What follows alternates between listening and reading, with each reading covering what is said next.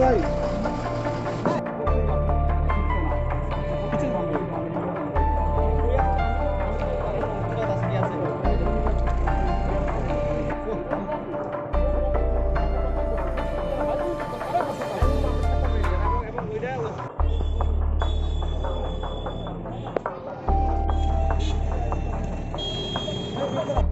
কিন্তু একটা vested interest group থেকে এসব করা হয়েছে, একটা বিশেষ উদ্দেশ্য নিয়ে করা হয়েছে। হ্যাঁ, কালকে আমাদের আগরতলা প্রেস ক্লাবের নির্বাচন, তো আমরা প্রতিদ্বন্দ্বিতা করছি, কিন্তু এই মুহূর্তে আমাদের সমস্ত কাজ ছেড়ে এখানে আমাদের চলে আসতে হয়েছে। কিন্তু আপনাদের সবারও আমরা সাহায্য চাই, মানুষের সাহায্য চাই। হ্যাঁ, কারণ মানুষ পত্রিকা পড়ে বলে কিন্তু কাগজ বেরোয়। হ্যাঁ, কাজেই এটা এই সংবাদপত্রের ওপর যে আঘাত, সংবাদ মাধ্যমের ওপর যে আঘাত, এটা কিন্তু মানে ক্রমাগতই বেড়ে চলেছে। কাজে আমরা এটাকে প্রতিহত করবো আপনাদের সবার সহায়তায়। হ্যাঁ, আমরা এটাকে ছেড়ে দেবো না। তো আজকে আমরা এসপি আমাদেরকে কিন্তু সুনির্দিষ্টভাবে আশ্বাস দিয়েছেন যে এইরকম ঘটনা আর ঘটবে না এবং দোষীদেরকে খুঁজে বের করে শাস্তি দেওয়া হবে। হ্যাঁ, এবং এটা যদি না করা হয়, আমরা দুজন সহ আরও সাংবাদিকরা, আমাদের একটা ফোরাম আছে, forum for development and protection of media community. হ্যাঁ, তার সমস্ত মেম্বাররা আমরা এখানে আসবো, দরকার হলে আমরা ধর্ণা দেবো। আমরা সমস্ত রকমের লড়াই আন্দোলন আমরা চালিয়ে যাব।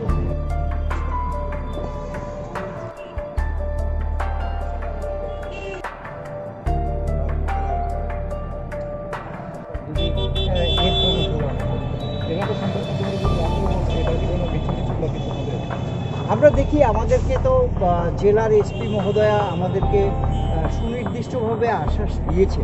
তো ওনারা যদি কিছু না করে, হ্যাঁ, তাহলে মানে এইসব আমরা বৃহত্তর আন্দোলন করবো। প্লাস আমরা আজকে 3টার সময় আবার বসছি এই ইস্যুতে আগরতলা প্রেস ক্লাবে। আমরা গিয়ে যোগ দেবো, সেখানে আমরা কিছু একটা করতে পারি।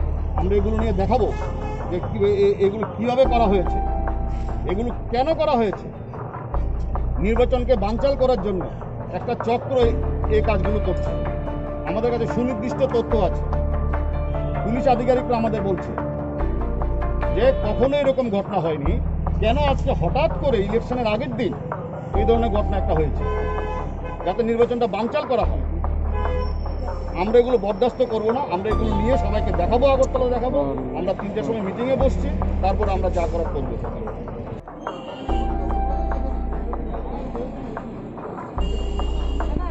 আমরা এসপির সাথে কথা বলেছি এবং এসপি আশ্বাস দিয়েছেন আসামিদের গ্রেপ্তার করবেন, এই ধরনের ঘটনা আর ঘটবে না। আমরা এসপিকে বলেছি 24 ঘন্টার মধ্যে আসামি অ্যারেস্ট করতে হবে। এবং ঘটনাস্থলে আমরা এসেছি রাজারবাগ, এখানে আমরা দেখেছি এটা সত্যি অনেকগুলো পেপার ছিঁড়ে ফেলে দেওয়া হয়েছে। এগুলো আমরা পুড়িয়েছি, আমি আর জয়ন্তবাবু এগুলো পুড়িয়েছি এবং এগুলো আমরা আগরতলা নিয়ে সবাইকে দেখাবো। এবং পুলিশকে আজকে আমরা ফোরামের পক্ষ থেকে যে আমরা ফোরামটাকে নিজেরাই এফআইআর করছি আসামিদের গ্রেপ্তারের জন্য। আসামিরা গ্রেপ্তার হবে এবং যারা এখানে আছে, বাস স্ট্যান্ডে যারা আছে, ওদের সাথে আমরা কথা বলেছি। এই ধরনের ঘটনা যদি নেক্সট টাইম যদি এখানে যদি ঘটে, আমি এবং জয়ন্ত দাসও আমাদের ফোরামের নেতৃত্বে এখানে আমরা এইসব ধর্নায় বলবো। আমরা এখানে এই ধরনের ঘটনা আর কোনো দিন করতে দেওয়া হবে না। এই ধরনের ঘটনা আমরা বরদাস্ত করি না। এটা কিন্তু সংবাদপত্রের উপরে একটা আঘাত। আর তাছাড়া আজকে এই যে ঘটনাটা কালকে হয়েছে, হ্যাঁ, সেটা যদি চলতে থাকে তাহলে কিন্তু রাজ্যে আর সংবাদপত্র বিক্রি করা যাবে না। হ্যাঁ, আপনারা দেখতেই পাচ্ছেন যে এখানে